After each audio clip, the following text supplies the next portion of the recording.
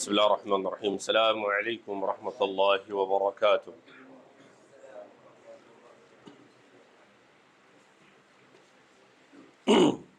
إن الحمد لله نحمده ونستعينه ونستغفره ونتوب إليه ونعوذ بالله من شرور أنفسنا ومن سيئات أعمالنا. من يهده الله فلا مضل له ومن يضلله فلا هادي له. أشهد أن لا إله إلا الله وحده لا شريك له وأشهد أن محمدا عبده ورسوله. قال الله جل وعلا: يا أيها الذين آمنوا اتقوا الله حق تقاته ولا تموتن إلا وأنتم مسلمون. يا أيها الناس اتقوا ربكم الذي خلقكم من نفس واحدة وخلق منها زوجها وبث منهما رجالا كثيرا ونساء واتقوا الله الذي تساءلون به والأرحام إن الله كان عليكم رقيبا. يا أيها الذين آمنوا اتقوا الله وقولوا قولا سديدا يصلح لكم أعمالكم ويغفر لكم ذنوبكم ومن يطع الله ورسوله فقد فاز فوزا عظيما. فإن أصدق الحديث كتاب الله، خير الهدي هدي محمد صلى الله عليه وسلم، وشر الأمور محدثاتها وكل محدثة في الدين ضلالة وكل ضلالة في النار كل ضلالة في النار والعياذ بالله. أما بعد، أمسينا على فطرة الإسلام وعلى كلمة الإخلاص وعلى دين نبينا محمد صلى الله عليه وسلم وعلى ملة أبينا إبراهيم حنيفا مسلما وما كان من المشركين. وبعد،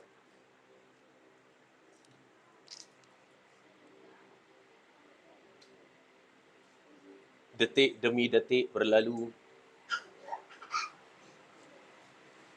minit demi minit berlalu,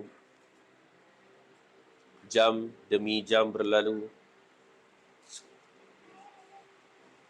hari demi hari berlalu, minggu demi minggu berlalu, bulan demi bulan berlalu, tahun demi tahun berlalu,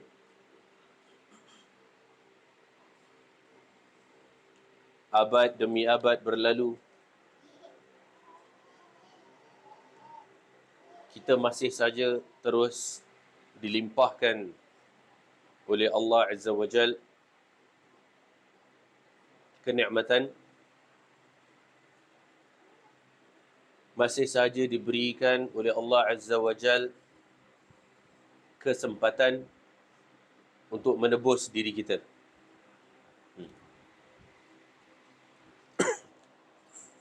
Untuk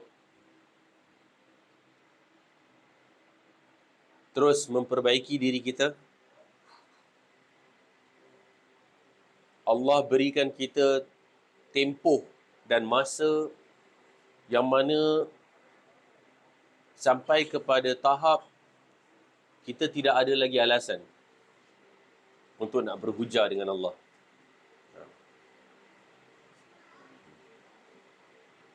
Kalau kita nak kata dengan Allah, ya Allah aku tak sempat ke, ya Allah aku tak tahu ke, ya Allah aku tak perasan ke. Dia tak tahu ke action tak tahu? Beza. Namun akan tiba masanya. Akan tiba. Ajal tidak mengenal usia. Dia tidak mengenal tua atau muda. Dia tidak mengenal sihat atau sakit. Apapun, setiap daripada kita telah diberi masa yang mana dengan masa tersebut kita akan dipertanggungjawabkan dengan umur kita, apa yang telah kita buat dengannya. Kalau masing-masing daripada kita memiliki jawapan yang memuaskan kepada Allah Azza wa Jal, maka walillahil hamd. Jangan sampai nanti bila mana kita dipertanggungjawabkan masa yang kita habiskan, umur kita, kemudian kita akhirnya tergamam, tak dapat nak terjawab.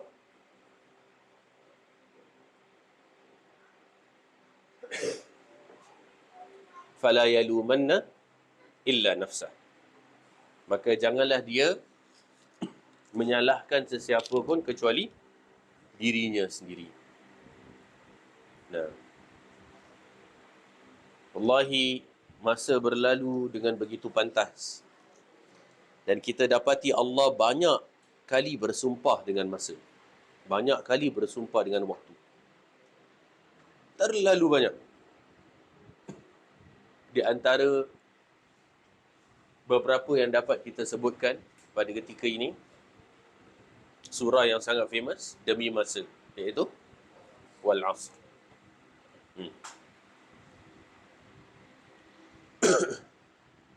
Allah juga bersumpah dengan masa yang lebih khusus lagi, seperti Wal Fajr, demi waktu Fajr.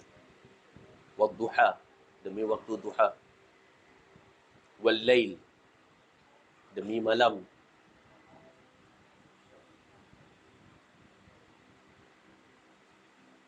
Qul a'udzu birabbil falaq, aku berlindung dengan Tuhan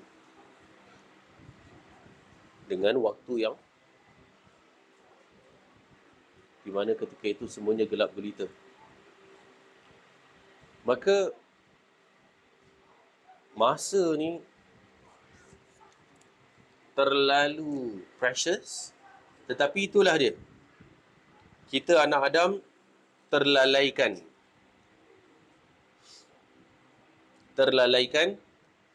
dengan waktu kelapangan.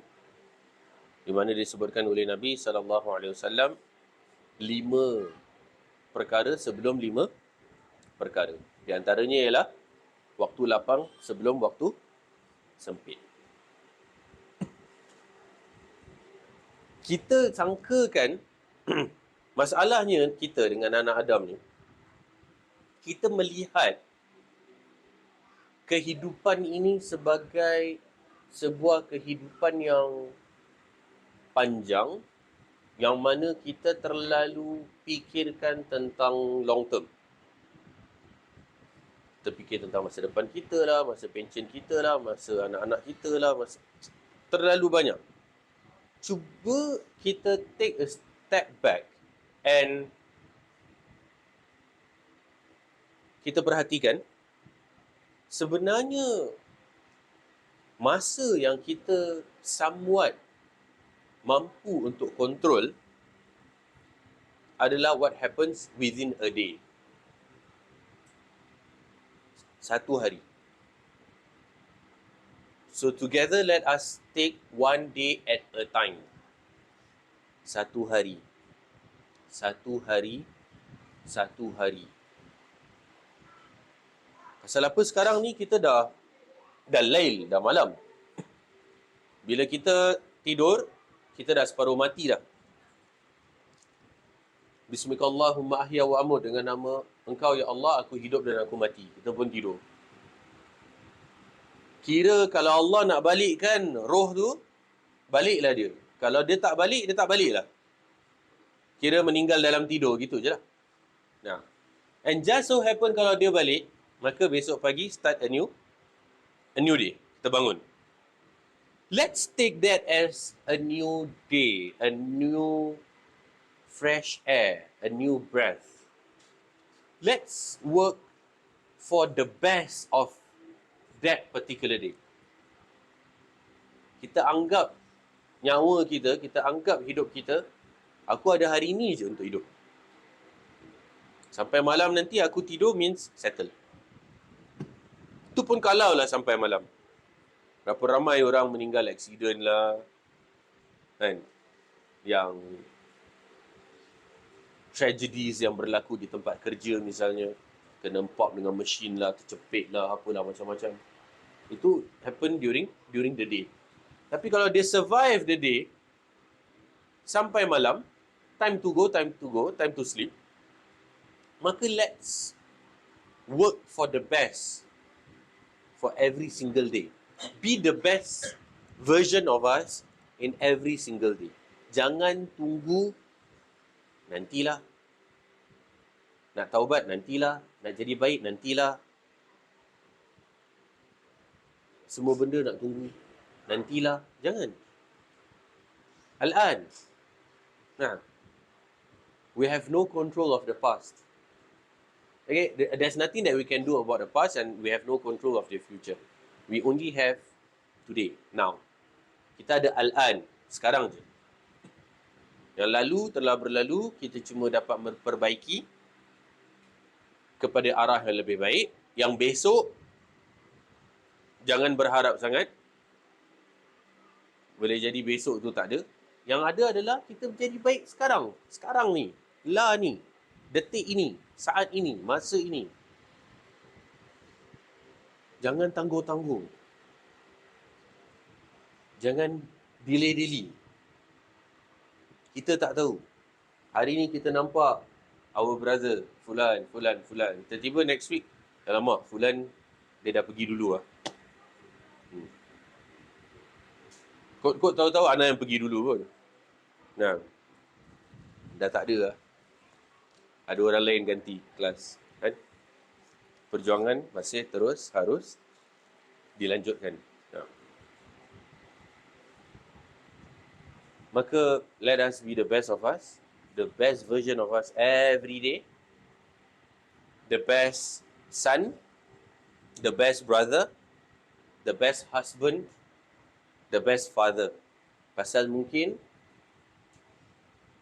boleh jadi we will not have that chance again to portray the best of us. We might just not have that chance, that moment anymore.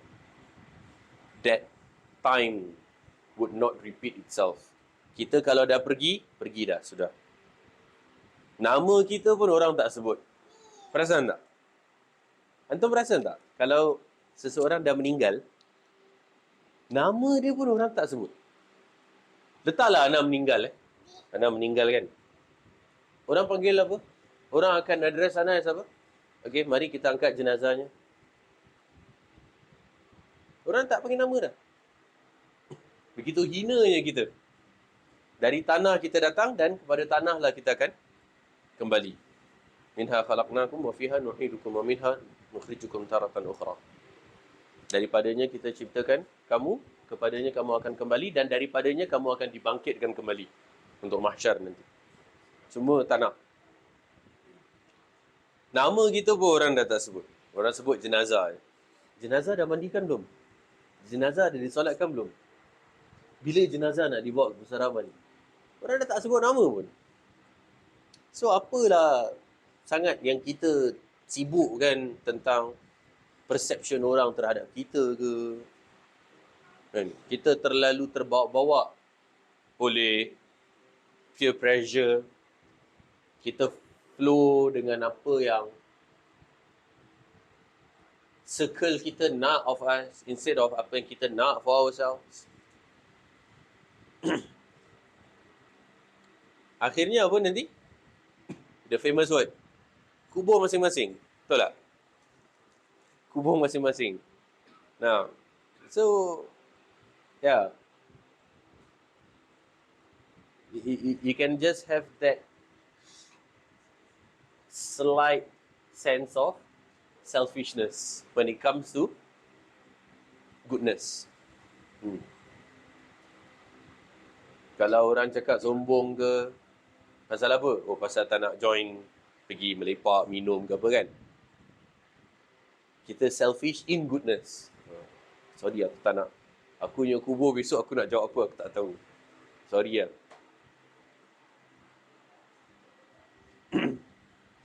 So, masing-masing daripada kita sama-sama terus mempertingkatkan diri kita demi mendapat keredaan Allah Azza wa Jalla. Nikmat Allah terlalu banyak. Masya Allah, kita dicurahi dengan hujan yang tak henti-hentinya dari siang hari Sampaikan kalau tidur pun boleh terlajak semua. Nah, sedap boleh tidur, sejuk. Nikmat. Tidur ni nikmat. Betul. Tidur ni nikmat Allah. Dalam perang Badar, Allah kasih pasukan kaum muslimin nu'asan. Rasa ngantuk. Jadi mereka tidur. Tidur pun nyenyak, aman, damai. Bangun fresh, segar. Sedap. Tidur pun suatu kenikmatan yang kita kadang abaikan. Padahal ianya sebuah kenikmatan. Wa ja'alna al-laila libasa wa ja'alna an-nahara ma'asha. Kami jadikan malam sebagai waktu rehat dan kami jadikan waktu siang sebagai waktu ma'asha. Ma'asha ni daripada kalimat ma'isha, aish, iaitu waktu untuk mencari kehidupan. Mata pencaharian dicari di waktu siang. Malam tu memang Allah suruh rehat lah istilahnya. Nah. Jadi kalau kita nak keberkatan dalam apa yang kita cari, dia biar sikit tapi berkat, daripada banyak tapi tak berkat, tak guna.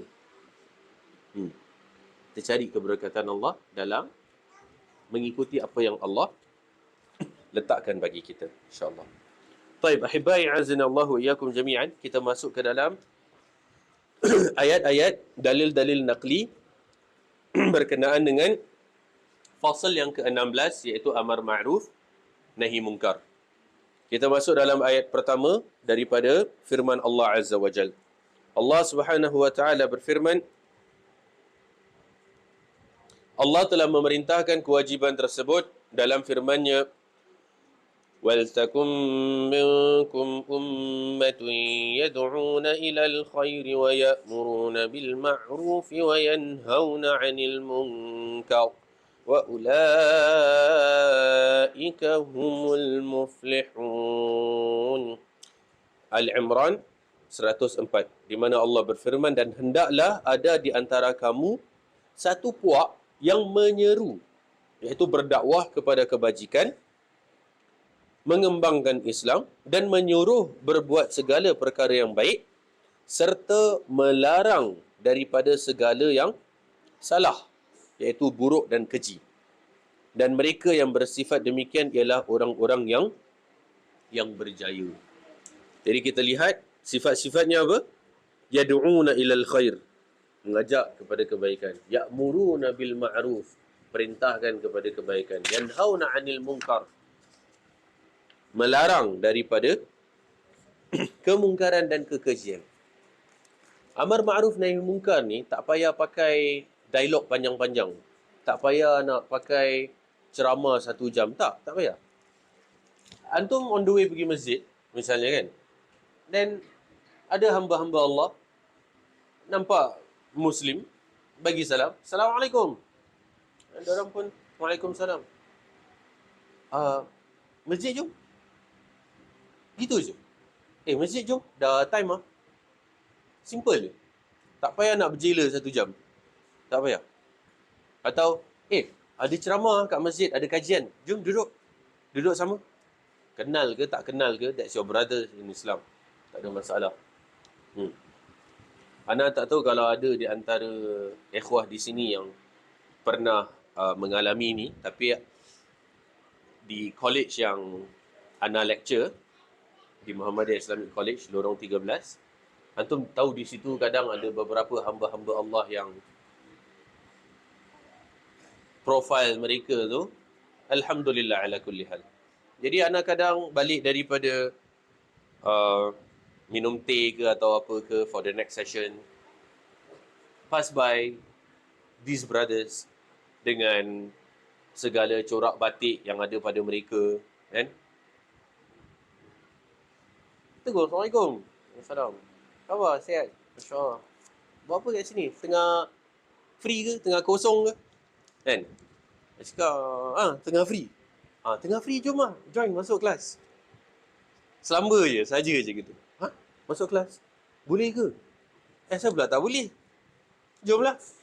Tapi saya macam gini. Tak apa, it's okay. Kan? It's okay. Hari dia pun macam tak percaya. Tak percaya. Biasanya persepsi mereka terhadap orang-orang yang bersongkok lah, berjanggut ni semua, apa? Sombong.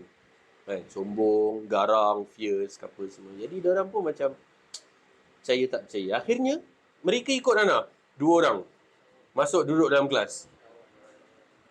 Duduk dalam kelas dengan segala bentuk apalah kan yang macam gitu.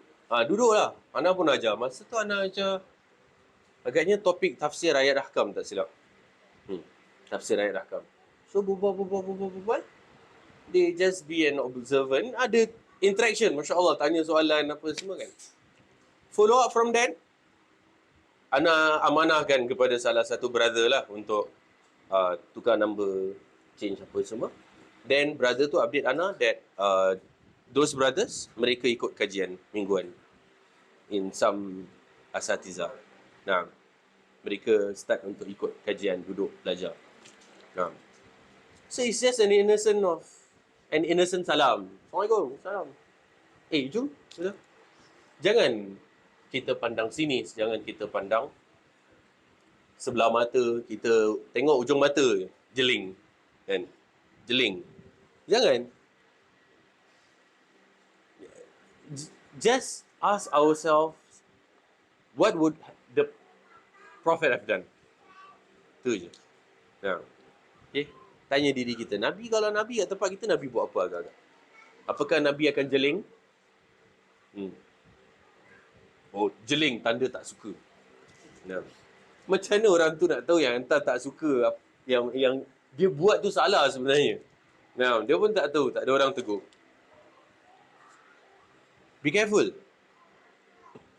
Ada sebuah hadis di mana Allah memerintahkan Jibril AS untuk menghancurkan sebuah kaum kerana kemungkaran yang bermaharaja lela. Jadi, kemungkaran ni dia nak kena majority.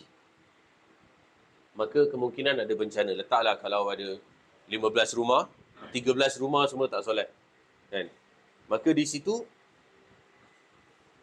ada kemungkinan kena laknat, kena azab. Nah. Maka Jibril pun berkata, Ya Rabb, sesungguhnya di kalangan mereka terdapat orang-orang yang soleh. Tak tahu Allah jawab apa dengan Jibril? Mulakan azab dengan mereka. Mulakan azab dengan mereka. Kerana mereka tidak melakukan amar ma'ruf nahi munkar.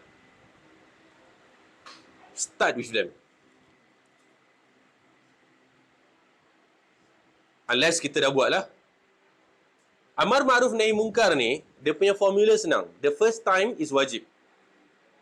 The first time is wajib. The second, third, fourth, 100th, 1000th tu semua sunnah.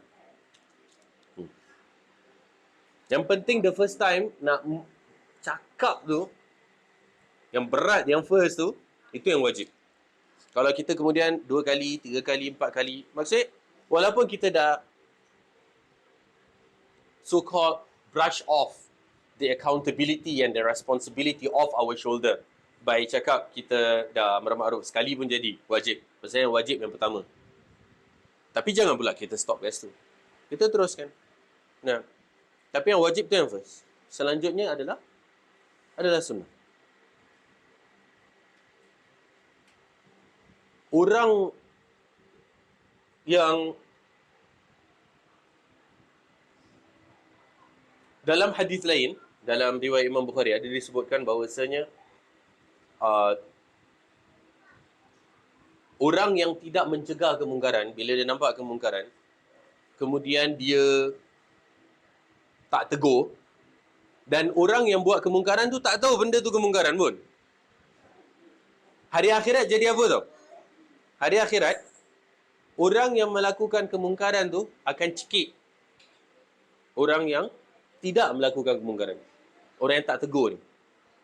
Jadi orang jahat tu akan cekik, kemudian dia akan cakap kepada Allah, Ya Allah, orang ni adalah orang yang dia nampak aku buat jahat tapi dia tak tegur aku. Kemudian apa yang berlaku adalah Allah akan ambil pahala orang yang tak mencegah kemungkaran tu dan bagikan kepada orang yang buat jahat tu. To compensate. Pasal apa? Pasal the Muslims are not holding up to the amanah yang mana Allah telah entrusted them untuk buat. Kirakan dah pecah amanah lah istilahnya. Salahnya salah pecah amanah. Allah suruh buat benda tu wajib bagi setiap mukallaf tapi dia tak buat.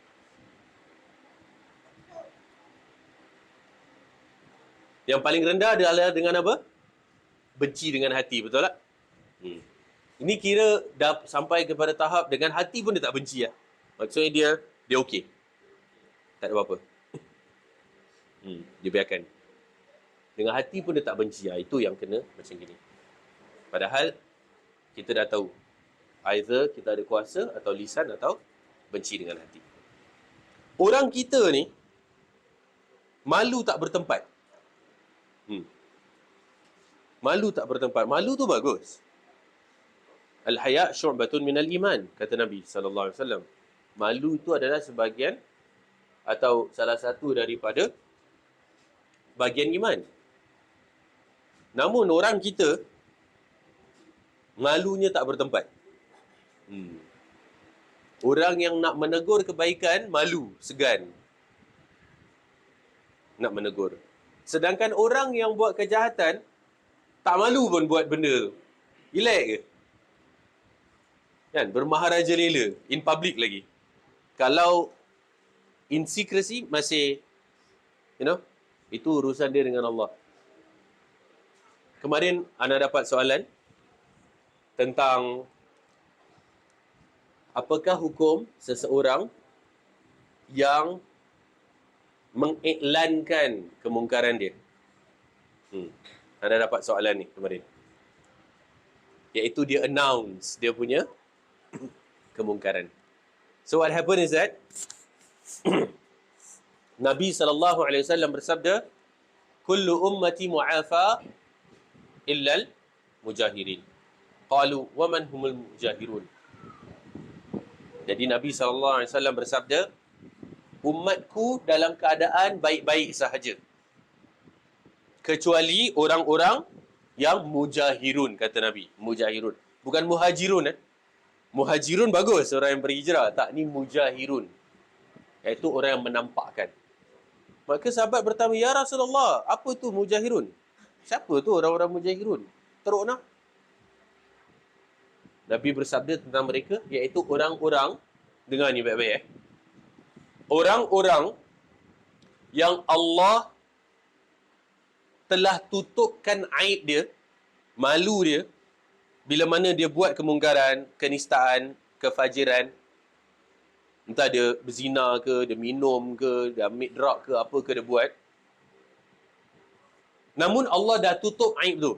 Allah dah tutup aurat tu. Manusia tak nampak. Kemudian, dia sendirilah yang menyingkap aib tersebut.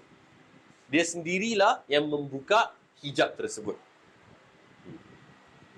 Jadi orang sebenarnya tak tahu. Yang dia tu pergi Batam, kan? Batam macam-macam lah. Ada orang pergi sana untuk kebaikan, untuk menuntut ilmu dan seterusnya. Tapi ada yang niat tak baik. Orang tak tahu menahu tau. Dia pergi Batam. Tiba-tiba, dia dah balik Singapura, besoknya dah update dekat Facebook, dekat Instagram, dekat TikTok, dekat mana-mana platform. Wah, kat Batam murah. Murah meriah. Jimat hemat. Dia update tentang description apa yang dia nak describe lah. Tentang mungkin tentang wanitanya, tentang minumannya dan seterusnya. Padahal sebenarnya orang tak tahu pun. Tapi dia sendiri buka aib dia. Ini yang Nabi sebut tentang umat aku masih dalam keadaan baik-baik sahaja kecuali orang-orang yang menampakkan kemungkaran mereka sendiri. Setelah mana Allah telah menutup aib mereka. Allah dah tutup dah. Allah punya baik. Nah. Yang dia tak membuka aib dia, tapi orang lain bukakan aib dia, maka haruskah dia menipu untuk menutup aib dia, atau dia just aku dulu macam For example macam orang tengah lepak, kau dulu kan saupu kan? Tapi padahal orang yang lain tu semua tak tahu. Kau dulu saupu kan? So should he lie? Yang, tak ada lah, mana ada, repeat je kau. Atau, alah, itu dulu. So should he, patutkah dia mengiyakan dan mengatakan ialah dulu aku terdapat sesuatu tu? Atau buat white lies lah kira. White lies. Dah lah, jangan white lies. Jangan. Lie is a lie. Lie is a lie. Orang cakap tipu sunat lah. Nah. Bapak cakap bapak tak ada kat rumah. Nah. So, itu semua jangan. Maksudnya, kalau dah memang terang lagi bersuluh, semua orang tahu. Kau bukan dulu kita. Kan? Dah gaharu, cendana pula. Dah tahu, bertanya pula. Nah. I mean, orang dah tahu. Then, ada satu culprit pergi open lagi. Then, just macam signal dia lah. Macam. And justify. Nah, berhujah. Dakwah. Take that opportunity as a platform untuk dakwah. Jadi kita cakap, yes, dulu zaman jahiliah, begitulah kiranya cerita yang dikisahkan. Nah, para sahabat pun ada zaman jahiliah mereka dan mereka hijrah. So kita hijrah. And if it's possible for the sahabat, if it's possible for me, it's also possible for you. Misalnya kawan-kawan yang tengah lepak. So it's possible for everybody. Dan bila dah hijrah tu, teruskan istiqamah agar tidak terpesong lagi. Kerana hijrah ni bukan senang. Bukan senang. Ada ex-sahabat. Bukan sahabat, ex-sahabat. Kenapa kita kata ex-sahabat? Pasal dia sebenarnya seorang sahabat Nabi SAW, Muslim di Mekah. Kemudian ketika kaum muslimin berhijrah pergi ke Habasyah, ke Abyssinia, dia merasa takjub dengan kehidupan orang Kristian di Habasyah. Bebas minum arak dan seterusnya. Maka na'udzubillah, ni level kira orang Islam zaman Mekah tau. Dekat Habasyah, dia murtad. Dia murtad, tinggalkan Islam, jadi Kristian. So the struggle is real. Nah, the struggle is real. Terus istiqamah. Terus berpegang kepada tali kitab dan sunnah Nabi SAW. Kita mempersenjatai diri kita dengan doa kepada Allah Azza wa Jal agar Allah mengurniakan keteguhan di dalam agama.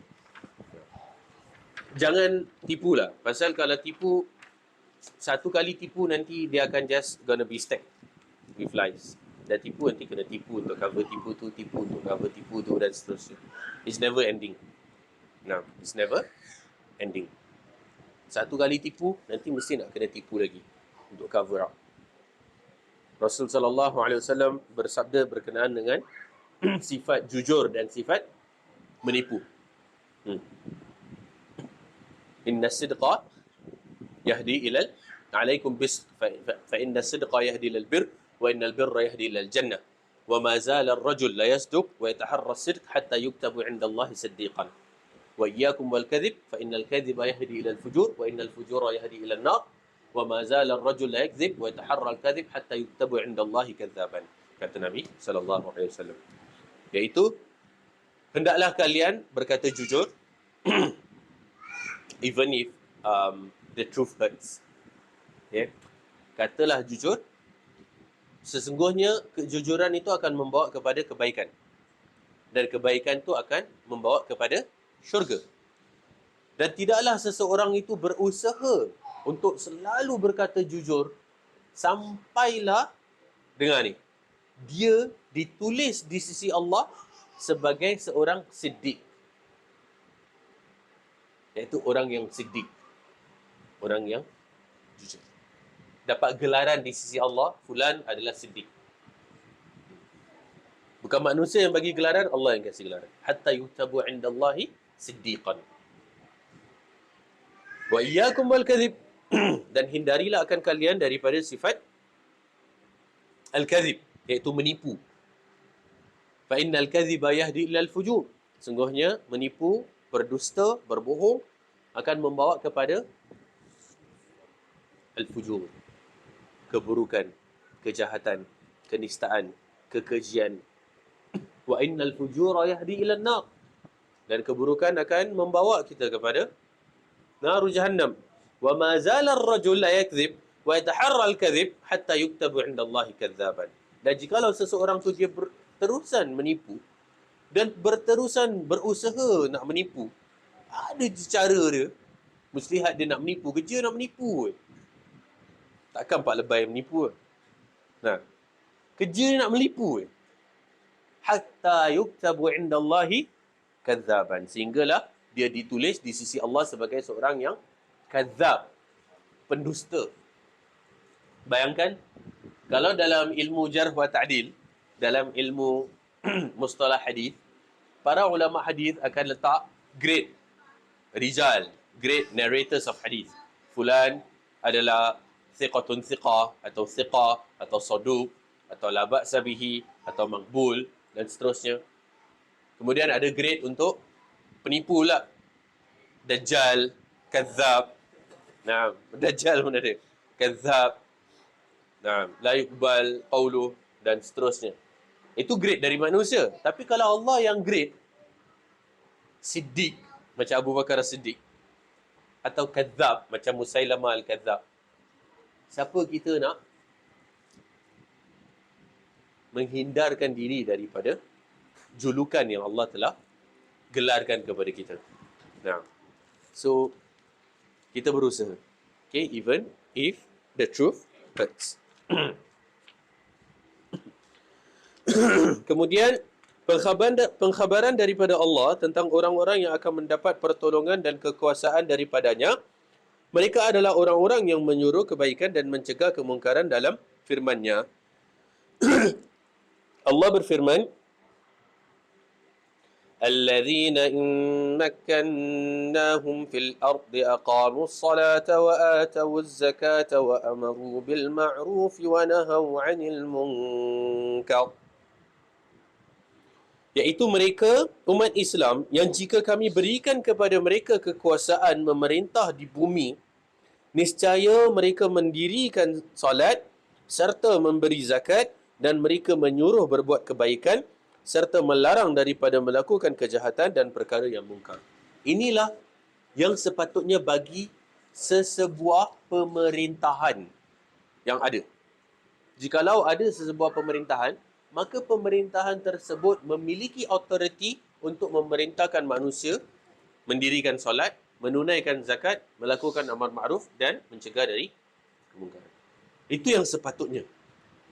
Yang tak patut adalah jikalau autoriti tak buat benda tu. Itu tak patut.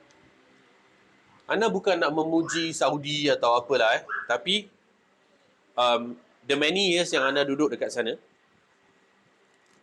dia ada satu komiti ni, nama dia Rijalul Hizbah, itu nama lama. Tapi kalau sekarang ni istilah orang awam, diorang panggil mutawak. Mutawak ni kira sebuah komiti amar ma'ruf nahi munkar.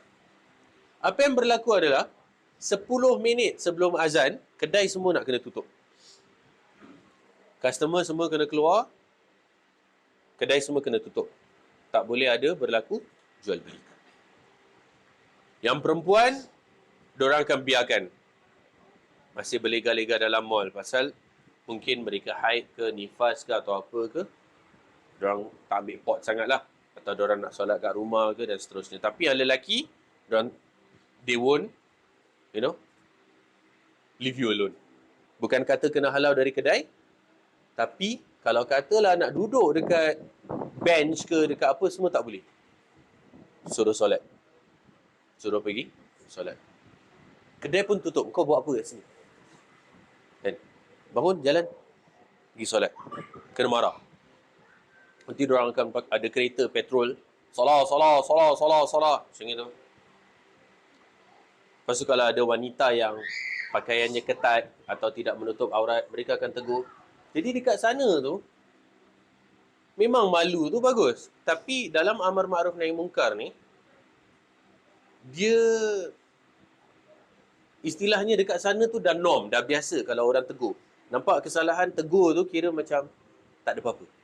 Tapi dekat tempat kita, malu ni tak bertempat. Sampaikan kepada tahap di mana bukan kata amar ma'ruf nahi mungkar yang menjadi biasa, tetapi kemungkaran yang jadi biasa. So kalau kita tengok dekat komuniti kita, ramai wanita sekarang, mungkin sebelumnya suatu perkara yang tabu tapi sekarang dah tak tabu. Apa dia? Keluar pakai seluar pendek. Keluar pakai seluar pendek. Mungkin awal-awal tu rasa macam berat. Tetapi bila buat sekali dan tak ada yang menegur, dia dah menjadi kebiasaan. 2 kali, 3 kali, 4 kali. At last yang satu nampak, yang lagi satu pun pakai, yang satu nampak, lagi satu pun pakai dan terus. Kemudian dah jadi spread like a disease. Tak ada yang menegur. Pihak yang berwenang, yang memiliki authority pun kurang melaksanakan tanggungjawab. Maka kemungkaran yang jadi biasa. Amar ma'ruf nahi mungkar yang jadi benda yang malu. Dekat sana terbalik. Amar ma'ruf nahi mungkar benda yang biasa. It's okay untuk tegur. Orang kat sana akan macam, okay, baik, jazakallah khair. Itu je. Tapi tempat kita, kemungkaran, bila mana it's being normalized, maka dia menjadi suatu adat. Masa awal pertama nak buat nampak macam salah, macam tak best, macam tak bagus. Tapi bila tak ada yang menegur, dia dah jadi normal. Maka bermaharaja, lelalah. Sampaikan kepada tahap bila ada kesadaran daripada sang menegur, baru nak menegur, dalam badan kira macam, baru sekarang nak cakap. Benda dah berlaku misalnya. Atau bahkan dah jadi tambah berat dan tambah susah untuk voice out. Bila mana tidak being dealt from the very root of it. Dia dah branch out, dia punya roots pun dah tambah kuat. Tapi kalau kita cabut from the root ketika mana dia masih bibit yang kecil, masih seedling, maka di situ kita dapat memberantas kemungkaran. Anda pernah dengar satu clip of our beloved brother, Ustaz Dr. Khalid Basalamah. Beliau mengatakan, hafizahullah, dari kecil ni, anak-anak ni, kita nak kena tarbiyah dengan cara tarbiyah yang betul. Cara membesarkan anak lelaki dengan cara nak membesarkan anak perempuan tak sama, kata beliau. Anak lelaki, kita dapat memberikan kebebasan kepada mereka untuk memilih. Mereka nak pakai baju tu, mereka nak pakai seluar ni. Kita let them decide. Why? Because they are leaders, future leaders, and they need to do decision making. Jangan semua benda kita yang nak decidekan untuk mereka. Let them choose for themselves. Apa yang mereka choose, they need to bear the consequences of it. They need to uphold and bear the consequences. Anak lelaki, biar mereka pilih, tak ada masalah. Tapi kalau anak perempuan, kata beliau, hafizahullah, kita buatkan pilihan untuk mereka. Anak perempuan jangan dibiasakan untuk memilih ketika mana dia dari kecil. Jadi dari kecil, misalnya, walaupun belum wajib, kita tahu belum wajib, tapi dia nampak mak dia pakai tudung, pakai jubah misalnya, dan dia pun nak ikut pakai tudung, pakai jubah, biarkan. kita encourage lah, kita belikan lagi ada. Kan? Dan bila mana dah balik akil, lagi kena suruh lah. Dia nak pakai ni, tak boleh. Pakai ni. Pakai ni. Nak keluar, pakai ni. Jangan pakai ni. Kita yang atur. Jadi dia tahu bahawasanya ada limit, ada borderline yang mana ada benda yang dia ada control over, ada benda yang dia tak ada. Jadi bila mana dia membesar, dia memang dibesarkan dengan mengetahui dan memahami. Jangan bila nanti dah besar, baru nak kontrol. Masa tu dah terlambat. Bila mana tidak dibiasakan dari kecil. Dan dia tak faham nanti. Kenapa pula masa kecil dia boleh pakai suka dia, tapi bila dia dah besar tak boleh pula? Dia tak faham. Dia tak boleh terima. Dia tak boleh fathom and brain and digest it. So dari kecil, kita buat pilihan untuk mereka. Kalau anak perempuan. Tapi anak lelaki, berikan mereka authority. Tapi kita mentor dan guide mereka. Itu caranya yang dikemukakan oleh Hafizahullah Ta'ala.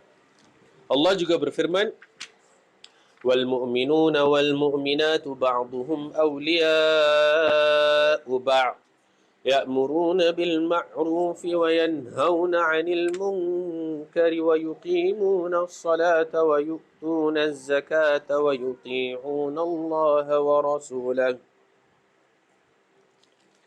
Dan orang-orang yang beriman, lelaki dan perempuan, setengahnya menjadi penolong bagi setengahnya yang lain. Mereka menyuruh berbuat kebaikan dan melarang daripada berbuat kejahatan. Dan mereka mendirikan salat dan memberi zakat serta taat kepada Allah dan Rasulnya.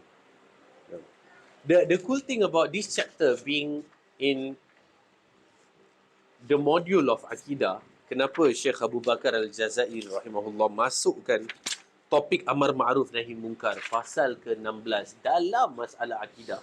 Kerana beliau meyakini bahawasanya masalah amar ma'ruf nahi munkar ni bukan perkara biasa-biasa. Ianya adalah perkara yang terkait dengan keimanan seseorang. Kalau antum jujur and honest dalam iman antum, then you would hold this up. The matter of amar ma'ruf nahi munkar. Dia bukan salah satu cabang fiqh misalnya. Salah satu cabang fiqah misalnya. Kan? Atau salah satu cabang akhlak misalnya. Tak. Pasal kalau kita duduk, kita tengok amar ma'ruf nahi munkar ni, kita nak park dia kat mana kan? Nak masukkan dalam fiqh atau nak masukkan dalam akhlak. Rupanya Syekh Abu Bakar Al-Jazairi rahimahullah masukkan amar ma'ruf nahi munkar dalam bab keimanan. So benda ni bukan calang-calang, bukan benda biasa. Dia termasuk dalam foundation, fondasi asas keimanan seseorang. It's determined by amar ma'ruf nahi munkar. There's a reason why beliau masukkan dalam bab ni. Bukan sembarangan beliau masukkan, rahimahullah ta'ala. Dan pihak yang berwenang, yang berautoriti, macam tadi ayat tadi, allazina immakannahum fil ard, iaitu orang-orang yang kami berikan kepada mereka kekuasaan pemerintahan. Ketahuilah bahawasanya any authority, any government, yang mana jikalau mereka melakukan apa yang Allah suruh, iaitu mengajak orang solat, zakat, amar ma'ruf nahi munkar, maka mereka akan dapati bahawasanya kekuasaan mereka takkan pernah runtuh. Takkan pernah roboh. Kekuasaan, pemerintahan, kerajaan, governance jatuh dan runtuh kerana tidak melakukan apa yang Allah perintahkan tadi. Iaitu mengajak orang untuk solat, zakat, amar ma'ruf dan nahi munkar. Alladzina immakannahum fil ard, Allah kata. Orang-orang yang kami beri kekuasaan kepada mereka. Dan mereka ajak manusia buat benda ni. Maka pemerintahan mereka akan utuh dan bagus. The moment mereka tidak mengajak manusia untuk melakukan apa yang Allah perintahkan, kita akan dapati bahawasanya governance mereka akan runtuh. Juga dalam firman Allah tentang walinya Luqman yang memberi nasihat kepada anaknya, ya bunayya aqimis salata wa'mur bil ma'ruf wanha 'anil munkar wasbir 'ala ma asabak inna dhalika min azmil umur. Wahai anak kesayanganku, dirikanlah salat dan suruhlah berbuat kebaikan, serta laranglah daripada melakukan perbuatan yang mungkar, dan bersabarlah atas segala bala bencana yang menimpamu. Sesungguhnya yang demikian itu adalah daripada perkara-perkara yang dikehendaki untuk diambil berat melakukannya. Di dalam ayat ni, antum nampak ada pattern tak? Apa pattern kat sini? Allah berfirman, dirikan solat, cegah kemungkaran, wasbir ala ma asabak, dan bersabarlah terhadap apa yang menimpamu. Di sini pernah anak kongsikan sebelum ini bahawasanya apa yang kita fahami berupa kesabaran adalah sabar dalam apa? Biasanya sabar dalam bencana, sabar dalam malapetaka dan seterusnya. Tetapi sabar ada berapa? Ada 3. Nah, okey. Kita just revise sikit. Sabar yang pertama adalah sabar dalam ketaatan. Sabar yang kedua adalah sabar dalam menjauhi larangan. Sabar yang ketiga adalah dalam ujian. Yang biasa yang kita tahu ni, yang nombor 3. Kan? Bila kita cakap sabar bang, sabar mengucap. Kan? Yang hidup tu pasti akan mati. Itu semua lah selalu kita cakap. Betul tak? Biasa tu semua apa? Sabar dalam yang nombor 3. Iaitu sabar dalam ujian. Sabar dalam musibah, sabar dalam malapetaka. In the calamities and tests and turbulences in life. Tapi sebenarnya sabar is more than that. Before sabar dalam apa yang menimpa kita, sebenarnya ada 2 ni, lebih besar daripada ni. Iaitu sabar dalam ketaatan. Sabar dalam solat tu perlu sabar. Kalau tak sabar, orang tak solat. Sabar dalam berpuasa. Orang yang kalau tak sabar tu, dia tak puasa. Sabar dalam menunaikan zakat. Nak kena sabar. Buat benda ni nak kena sabar. Nak kena sabar. Dan bahkan sabar dalam ketaatan, peliknya, ianya lebih berat daripada sabar dalam ujian. Tahu tak? Sabar nak solat, kan? Nak kena buat solat ni, the actions of nak kena pergi ambil wudu, kan? Lepas tu nak baca Fatihah, nak baca surah 4 rakaat, 3 rakaat. Sabar dalam ketaatan lebih berat daripada sabar dalam ujian. Kenapa? Pelik kan? Pelik tau. Tapi ini apa yang dijelaskan oleh para ulama. Kenapa sabar dalam ketaatan lebih berat daripada sabar dalam ujian? Kerana sabar dalam ketaatan adalah something yang kita buat willingly. Sedangkan sabar dalam ujian ialah benda tu dah happen to us. Kita dah nak buat apa, tak nak kena sabar je. Bukan kita yang minta buat benda tu. Kita tak minta benda tu berlaku. It just so happen befall upon us. Then nak kena sabar lah. Tak nak kena sabar. Tak sabar sendiri rugi. Sabar. Kan? Because it befall upon us and it is beyond our control. We have no control over it. Meaning dia just kena, duit kita hilang, motor kita rosak, nak pergi kerja, start tak boleh, then just sabar je lah. Kita tak minta pun, kita tak buat pun benda tu.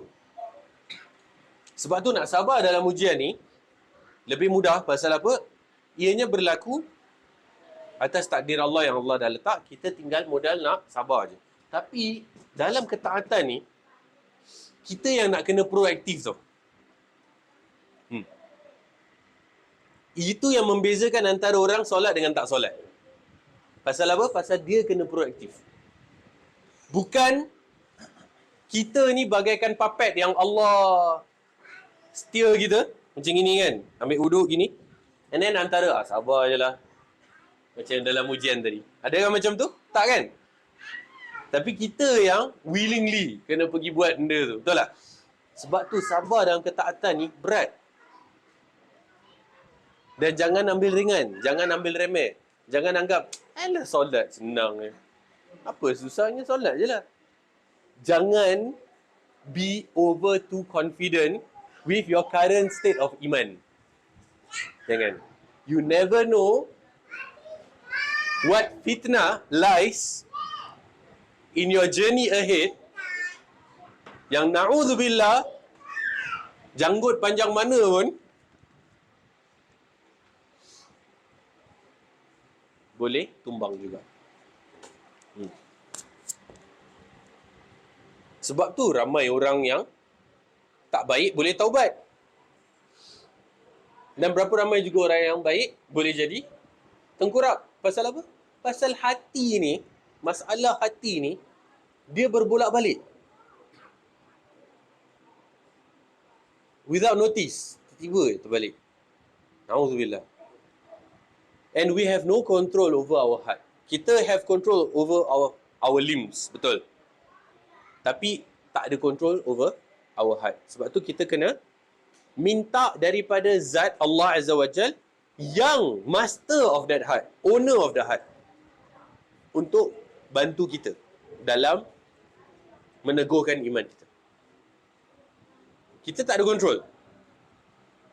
And we are not even the owner. So kita minta daripada owner of the hearts, Allahumma ya muqallibal qulub. Ya Allah yang maha memutarbalikkan hati. Tsabbit qalbi ala dinika wa ala ta'atik. Teguhkanlah hatiku dalam ketaatan dan dalam agamamu. Kita tak ada control. Kita minta daripada yang control hati. So, sama-sama kita together menghadapi ujian. Allah al-musta'an. Oh ya, sebelum Ana lupa. Ana tertiba baru teringat something. Ana nak share. Sebelum Ana lupa lah. Ini side track sikit.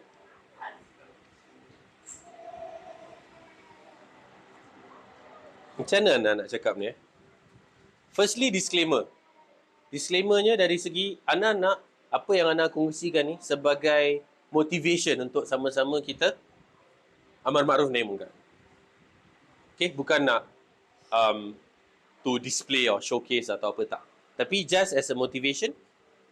Pasal benda ni benda wajib. Dan kita dah tahu benda wajib ni adalah benda yang kita kena nampakkan dekat orang. Kalau benda sunnah baru kita kena sembunyikan. Dari benda amar ma'ruf nahi munkar benda wajib. Jadi kita boleh kongsi dengan orang and kita tak sepatutnya kena ada riak dan seterusnya. Lah. Jadi apa yang Ana nak kongsikan, a bit side track sebelum Ana lupa. Kemarin, earlier this year, I was invited to go on a tour at our Parliament's House and Supreme Court. So Parliament's House, tempat yang ada mereka berbicara dialog dan seterusnya, session yang in the Parliament, and also Supreme Court. And of course, bila mana ada tour yang sedemikian, siapa yang most interested people yang attend? Lawyers, of course. So Ana attended because I'm in the Islamic law, and then the civil law people and students, mostly are students datang. So masa tengah queue makan ni, ada satu brother depan Ana. Ana tak nak disclose nama beliau yet. Beliau Hindu. Nah, our brother is a Hindu. So masa tengah queue makan, we chat, and then he was interested to join me duduk dekat table Ana. Out of ramai-ramai orang, tiba-tiba dia nak duduk sebelah Ana, nak continue the conversation. So throughout the journey dekat Parliament House and also dekat Supreme Court, and then after the tour, orang semua dah balik, dia masih duduk dengan Ana, masih berbual.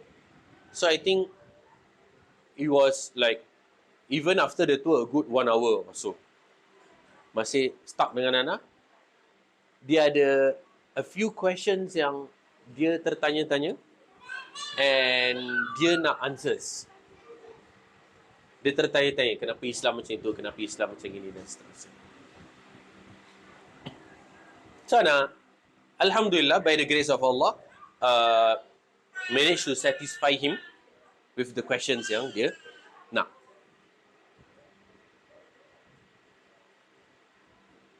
Just about a week ago or so, and then the best part is that Ana kasih dia Ana punya contact number.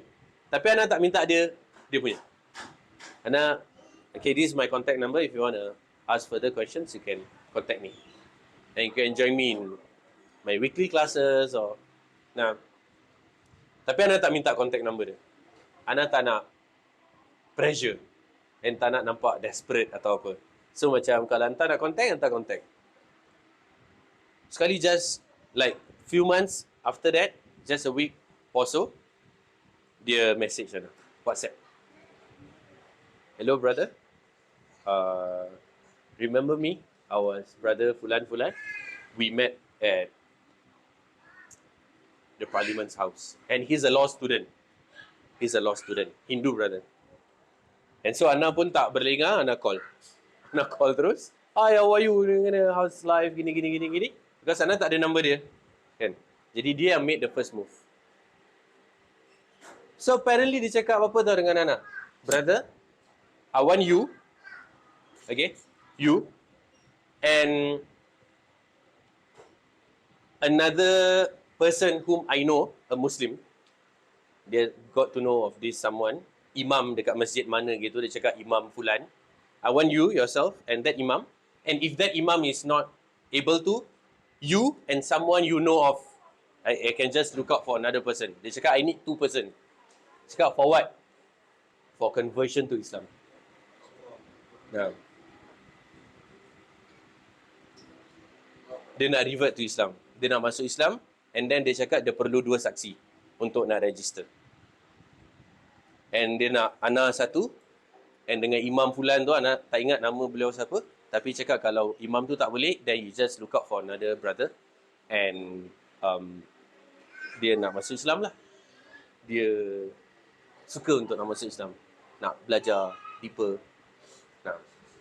So kalau memang Allah takdirkan for this to happen, and insyaAllah kita bawa, the brother come down to our class and kita guide dia lah sama-sama. It's not one man's responsibility. Nah, it's upon all of our shoulders together. Nah. So you never know, from those small chit-chats that you had, is spare your time for Allah. Hidayah tangan Allah, bukan tangan kita. Kita just sebab je. Nah, kita hanya sebab. Jadi ada brother tu, dan kita doalah agar Allah kurniakan yang terbaik bagi kita semua ni. InsyaAllah. Amin ya Rab. Nah, amin ya Rab. Juga ada seorang wanita, this one I can disclose. Her name is Sister Joyce. Dia bekerja dengan MHCC, Muhammadiyah Health and Daycare Center. Dia volunteer, help out with the senior citizen dekat Muhammadiyah Health and Daycare Center. So bila dia volunteer, dia tolong, lepas tu 10 kali dia tolong orang Muslim ambil wudu. Tolong ambil wudu, tengok cara bagaimana orang Muslim istinja. Pasal dia jaga orang tua kan.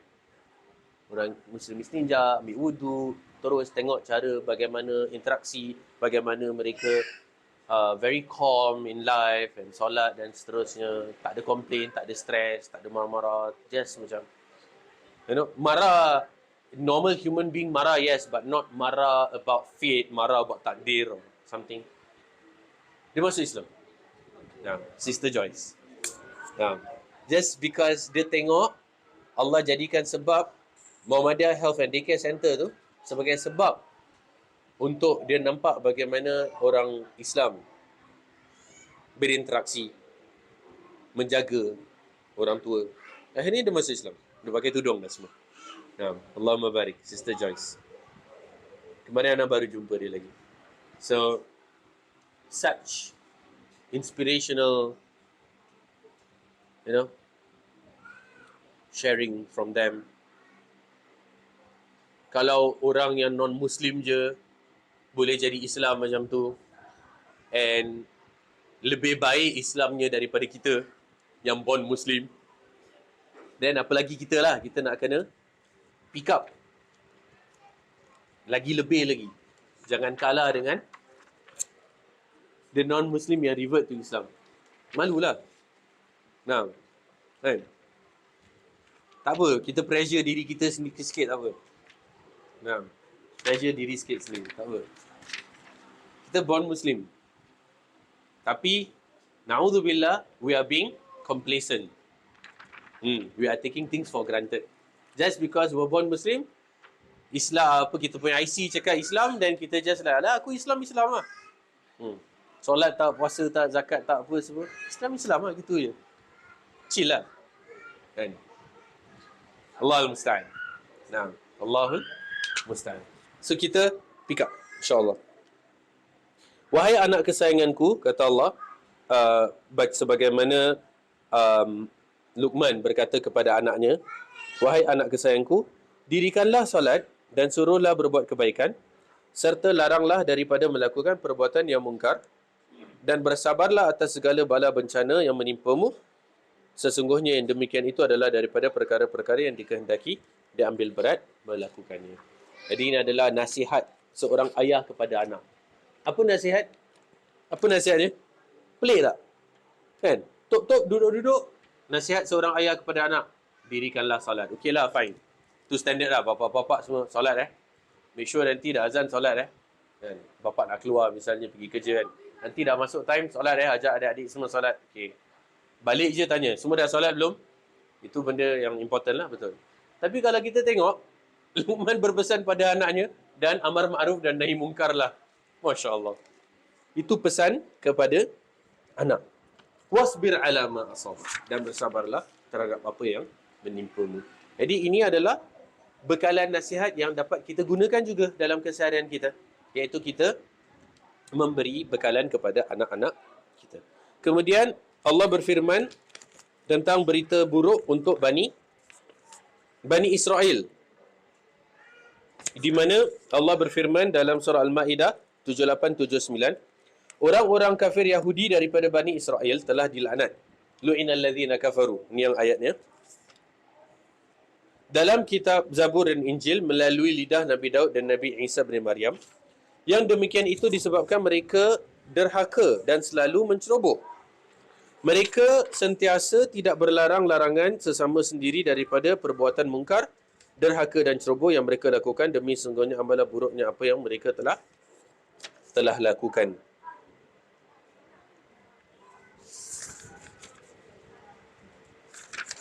Iaitu kerana mereka tidak melakukan amar ma'ruf nahi munkar, maka mereka dilaknat oleh Allah Azza wa Jalla.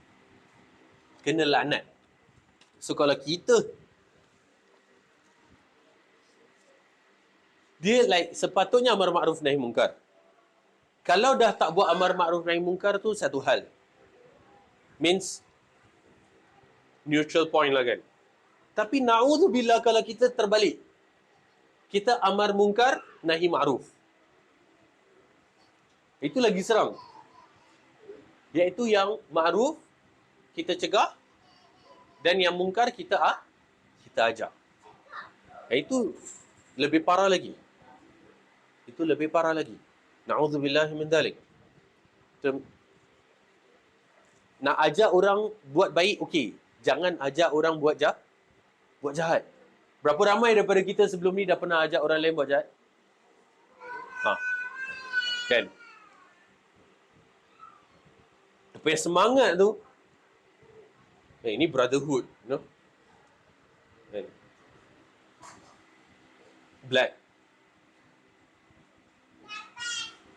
Blood brothers.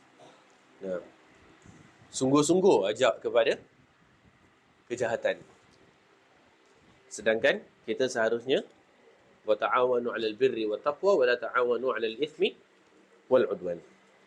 Dan ayat yang terakhir daripada kategori dalil-dalil Al-Quran, di mana Allah berfirman tentang Bani Israel bahawa dia telah menyelamatkan orang-orang yang menyuruh kepada kebaikan dan kecelakaan orang-orang yang meninggalkan kewajiban tersebut. Allah berfirman, أنجينا الذين ينهون عن السوء وأخذنا الذين ظلموا بعذاب بئيس بما كانوا يفسقون. Kami selamatkan orang-orang yang melarang daripada perbuatan jahat itu, dan kami timpakan orang-orang yang zalim dengan azab siksa yang amat berat disebabkan mereka berlaku fasik, iaitu derhaka. Apa kisah ni? Firman tentang Bani Israel yang Allah telah menyelamatkan orang yang menyuruh kebaikan dan mencelakakan orang yang meninggalkan kewajiban. Apa kisah sebalik daripada ini? Ini berlaku sebenarnya adalah ketika Allah Azza wa Jal telah melarang orang Yahudi daripada menangkap ikan pada hari Sabtu. Hari Sabtu. Hari Sabtu ni hari kebesaran bagi orang Yahudi. Orang Kristian hari Ahad. They go church on Sundays, kan? Orang Islam hari Jumaat. Jadi hari Sabtu ni Allah dah larang orang Yahudi daripada menangkap ikan. Okay lah, fine. Tapi tahulah orang Yahudi. Okay, orang Yahudi ni bahasa Indonesia dia panggil ngeyel. Tahu ngeyel apa? Ngeyel ni degil. Ungkal ladhi. Dia ungkal, dia degil, dan dia ada satu bahasa Indonesia suka ngakalin. Ngakalin ni dia ngakal. Dia bukan nakal tau. Ngakal. Maksudnya pakai otak untuk to beat the system. Dia manipulate lah. Bahasa Indonesia dia panggil ngakalin. Pandai dan pintar ngakalin. Jadi kira apa? Dia manipulate and dia beat the system. So what they did, pasal Allah larang mereka menangkap ikan hari Sabtu, mereka letak jala hari Jumaat. Malam Sabtu. Letak jala. Kan? Malam Sabtu. Kemudian mereka mengambil hasil ikan hari Ahad. Kita tak tangkap pun hari Sabtu. Tapi diorang put the trap malam Sabtu, hari Jumaat. Ada dia cara dia. Kan? Degil. Jadi manusia di dalam golongan orang Yahudi tadi tu ada 3 golongan. Satu ni yang jelas-jelas buat kemungkaran tadi. Diorang dah, apa istilahnya? Dah kesiau. Dia dah macam, memang diorang buat benda tu lah. Dah tak ada ambil kisah lah kan. Satu golongan yang buat kemungkaran tu. Kemudian ada golongan yang nombor 2 yang melarang. Kira jelas-jelas melarang.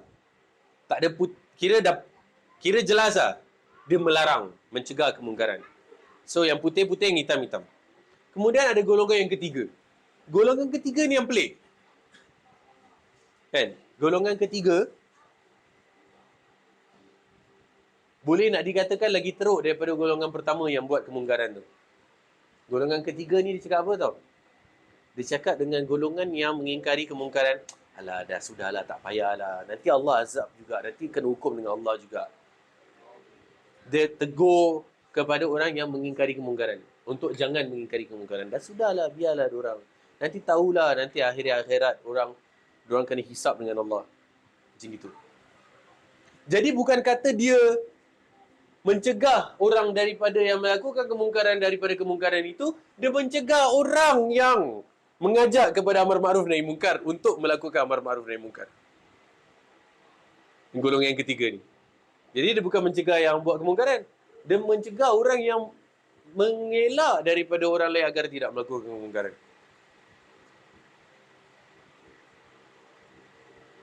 Jadi akhirnya, bila keadaan terus-menerus macam tu, Allah uji mereka dengan tambah lagi ujian. Ujian dia apa tahu? Hari Sabtu yang betul-betul hari yang tak boleh menangkap ikan kan? Hari itulah ikan datang by the shore. Ikan datang kat tepi pantai besar-besar, lompat-lompat depan mata. Kan? Macam gitu. Bila hari Ahad, jauh kat tengah laut. Bila hari Sabtu je, betul-betul kat depan tu Allah uji mereka. Terus-terus. Dan akhirnya tadi Allah sebut dalam ayat apa tadi? Al-A'raf 165. Was it? Yang baru ni. Iaitu, akhirnya orang yang mencegah kemungkaran tu diselamatkan. Dan orang yang melakukan kemungkaran. Dan orang yang istilahnya mencegah orang yang berusaha untuk mencegah kemungkaran pun diazab. Yang betul-betul yang clear, yang white, itu selamat. Tapi yang golongan yang nombor 3 ni golongan yang bahaya juga. Golongan yang alah dah sudahlah, biarlah. Nanti dia kena hisap juga. Dia dah salah, ambil side. Dia bukan side untuk mencegah kemungkaran. Dia side kepada orang yang mencegah kemungkaran agar dia tak mencegah kemungkaran. Which is the wrong side. And the wrong thing to do. Okay? So, itu adalah ayat-ayat Al-Quran berkenaan dengan perihal amar ma'ruf nahi munkar. Dan dapat sama-sama kita baca pada hari ini. Dan pada pertemuan yang akan datang, kita akan baca hadis-hadis pula. Sabda-sabda Nabi SAW berkenaan dengan amar ma'ruf nahi munkar. Nah, okay. Aqulu qawli hadha wa astaghfirullah li wa lakum. Wa subhanaka Allahumma rabbana wa bihamdika asyhadu an la ilaha illa anta astaghfiruka wa atubu ilaik. Wa akhiru da'wana anil hamdulillahi rabbil alamin wa billahi taufiq wal hidayah. Wassalamu alaikum warahmatullahi